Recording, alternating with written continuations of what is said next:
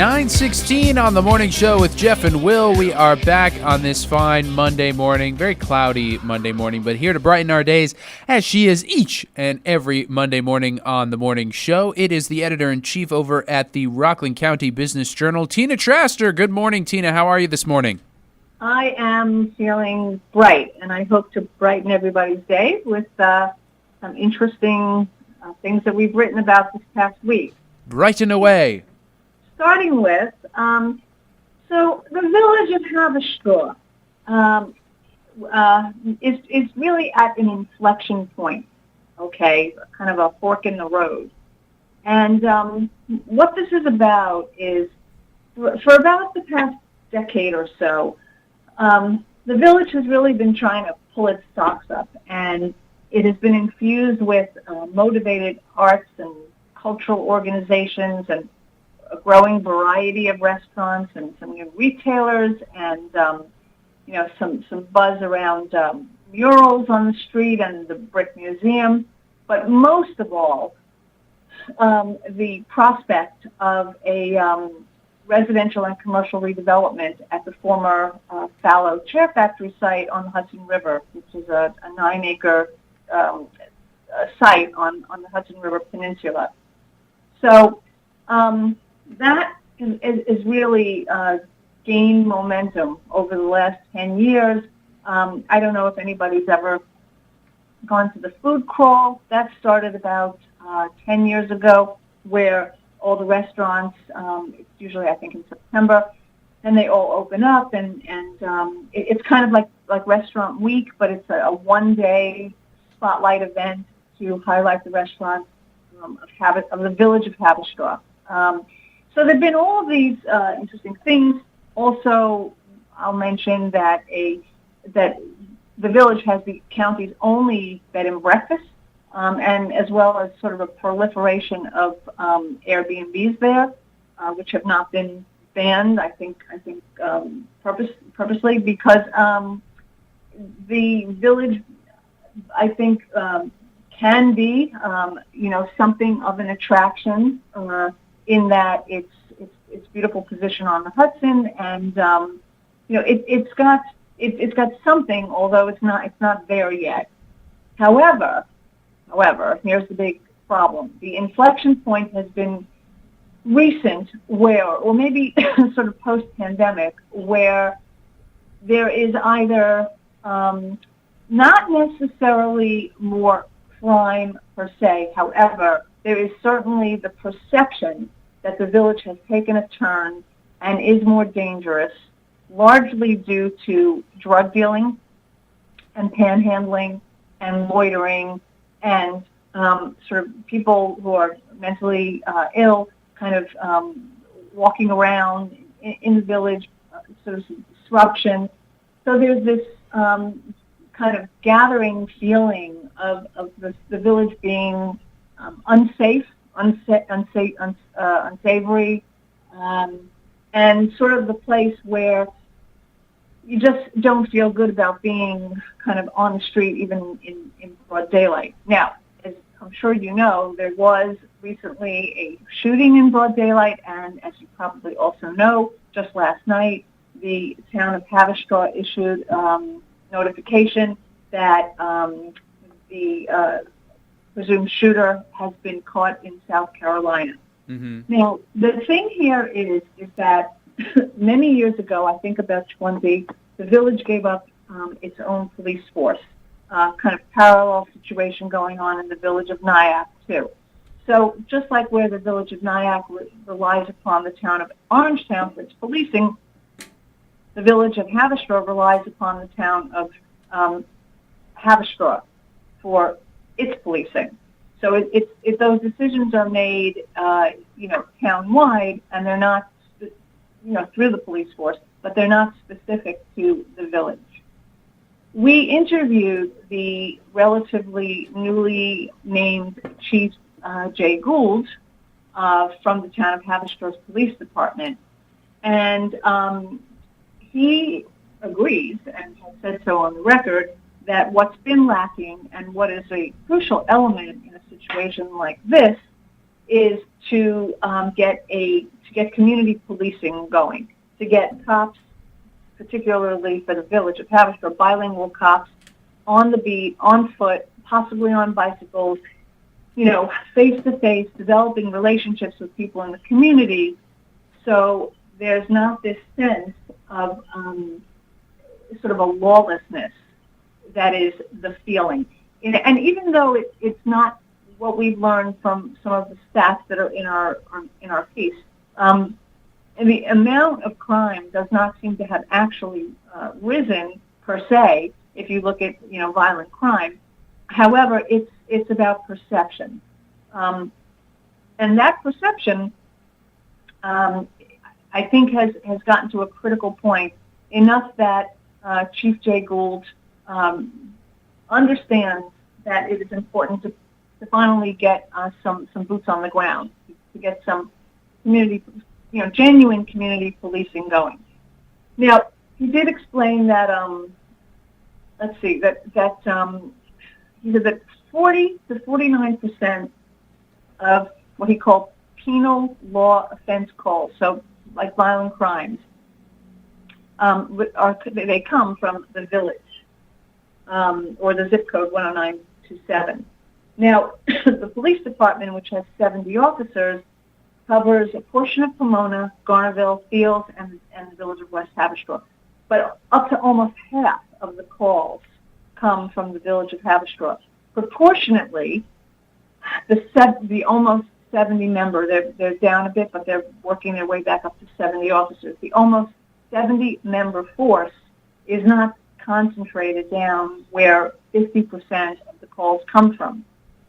So this is a problem, and it is a problem as the village tries to, continue to find its way up, to get beyond some of its problems and to become much more viable in terms of economic, economic viability.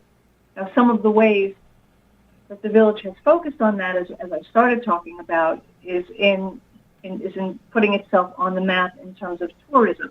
And the county of Rockland County Tourism Department, they hired a marketing firm for $500,000 this year to figure out how to promote the county. And they're in the process of building like a bus tour that goes various places. And what we've heard from sources is that there's been some concern about having that bus stop in the village, even though it's coming over the ferry that was just recently revived in Haverstraw, the weekend ferry. There's concern about having those buses stop in the village because of this perception of crime. On the record, the county says, no, all's good, they're going to, they'll be included, but we know from behind the scenes that there is definitely concern about having this tourist bus that's going to go to various spots around the county to stop in the village of Haverstraw. One of the sort of other adjacent problems here, which we talk about all the time, which I talk about all the time, which is a countywide problem, but is very specific in the village of Haverstraw, and that is the lack of affordable housing. So like we are seeing everywhere where, single-family homes are converted to boarding houses, in the village of Haverstraw, there had been this momentum to start creating affordable housing. And it picked up steam, and there were three developments that were underway, and the Chair Factory represents the largest one, where there's a component of affordable housing. But as we have reported in the past, the town supervisor of Haverstraw has undermined at least one project so far, and that is the Knights of Columbus building was supposed to be 100 affordable units, and somehow some kind of basically backroom deal went on, where the Knights of Columbus is now decided to donate its building. So that affordable housing project has been scrapped. Now, the chair factory is the one that the many business owners that we interviewed for this story are really, really concerned about. Again, one activist said the chair factory, quote, the chair factory can be taken off the table because Howard Phillips doesn't want it. Said this is Magna Trukin, and she says this is the wrong direction. It's very important to keep the middle class here. So in a previous story and in some previous reporting, we talked about the fact that the chair factory is dependent on pilot, which is payment in lieu of taxes, and the town controls that, just like the town controls the police force. So I think, what we're really seeing here is a disconnect between what the village needs to stay viable, to not lose what it's gained, to keep going in a positive direction, to have the right kind of policing that it needs. But what it seems is that the village itself, I don't know, doesn't seem to have the agency it needs to make the decisions that it needs, i.e. policing, security, and affordable housing and other. If this is somehow being controlled, by the town at large, and these goals in the town at large don't jive with what the village needs to remain vibrant and to go in the right direction, then you can see that there's a problem here. Any thoughts about that? We may not, but we do have a caller for you. Okay. It'll be interesting to see how that goes. We've got Gracie on the line right now with you. Gracie, you're on with Tina Traster. Hi, good morning, guys. Listen, Tina, love listening to you to see what's going on. Very interesting what you were talking about. There's so much meat to it that it could be a couple of hours discussion. But my question is the property the back of it faces St. Anthony's on West Nyack Road. The front faces Route 59. Capital Bank is there on one corner off, Middletown Road. And now they fenced it all in. And I'm curious, Coupe was there, Liberty Travel was there. Do you know which property I mean?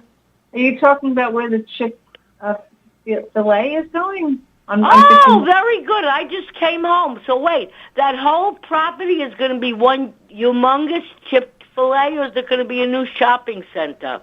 Yes, welcome to chicken sandwiches. Yeah, and traffic snarls. I think that's the center that you're talking about. Right. Yes. That whole piece of land is going to be a Chick-fil-A. And I think that they have one other fast food, possibly on another pad development site on that site. I don't. We did some reporting on that, but I'm fuzzy as to whether there's a second fast food place there as well. I can't remember. Well, if they figure it out, it wouldn't be terrible.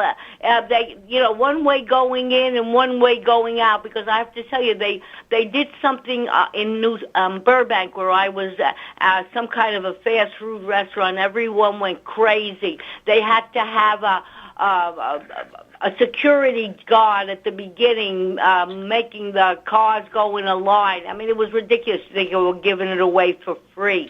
The French fries are good, but the chicken doesn't. I like my own chicken. But thank you, Tina, for telling me that. You're welcome, Gracie. Have a great day. You too. Thank you. Bye-bye. Bye. Thank you, Gracie. Been a long time since we've heard from her, but we're glad she's back. And thank you, Tina Traster of the Rockland County Business Journal, for giving us all the amazing information that our listeners need to know in the world of Rockland County business. If any of you folks out there right now want any more information on the Rockland County Business Journal. Make sure to check out their website, RCBiz, that's RCBIZ journal.com, RCBizjournal.com, or you can check out their social media websites or pages on social media websites. That's their Facebook or Twitter. Just look up the Rockland County Business Journal. Tina, thank you once again. Have yourself a great week, and we will talk to you next Monday. Have a great week, everyone. You too.